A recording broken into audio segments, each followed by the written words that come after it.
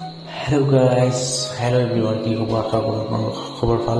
চ' finally বিয়াৰ্ছ মোৰো খবৰ ভাল। চ' বিয়াৰ্ছ আজি আহি গ'লোঁ যে উজান বজাৰ, যিটো গুৱাহাটী উজান বজাৰ নতুন পাৰ্ক বনাইছে যে ব্ৰহ্মপুত্ৰ নদী পাৰ্ক। চ' ফাইনেলি বিয়াৰ্ছ এইটো পাৰ্কত আহি গ'লোঁ আৰু আপোনালোকক এনেকুৱা মনোৰঞ্জন দিবলৈ চেষ্টা কৰিম যে যাতে মোৰ অডিয়েঞ্চসকলক বা মোৰ দৰ্শকসকলক মই যাতে অলপ এনজয় টাইপ এটা ভিডিঅ' বনাই দিব পাৰোঁ। চ' ফাইনেলি বিয়াৰ্ছ আপোনালোকে চাওক কি মজা পাৰ্ক বনাইছে। অসমৰ ভিতৰত নামি দামী ইমান ডাঙৰ এটা পাৰ্ক বনাইছে যে এইটো ইমান দীঘলীয়া যে 1.2 কিলোমিটাৰ পাৰ্কটো ইমান লম্বা। চ' ফাইনেলি বিয়াৰ্ছ আপোনালোকে দেৰি নকৰিব, আপোনালোকে আহি যাওক আৰু এজ কৰক, ফিল্ডছটো আপোনালোকে লওক।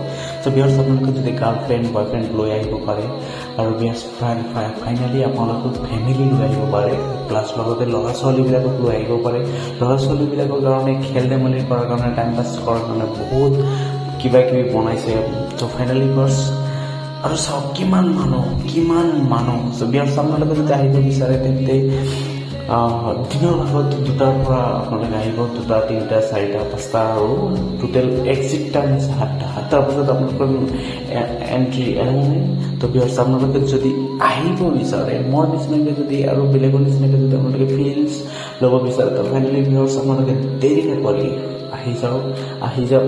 আৰু বিয়াৰ্ছ ইমান দিন শুনা পাইছিলোঁ যে এণ্ট্ৰি ফিজ নাছিলে, কিন্তু এই 2026 যিটো 24 এপ্ৰিল মাহ এই মাহৰ পৰা সিহঁতে এণ্ট্ৰি ফিজ লৈ আছে। তো বিয়াৰ্ছ আপোনালোকে যদিও এণ্ট্ৰি ফিজ লৈ আছে আপোনালোকে দেৰি নকৰিব, আপোনালোকে আহি যাওক।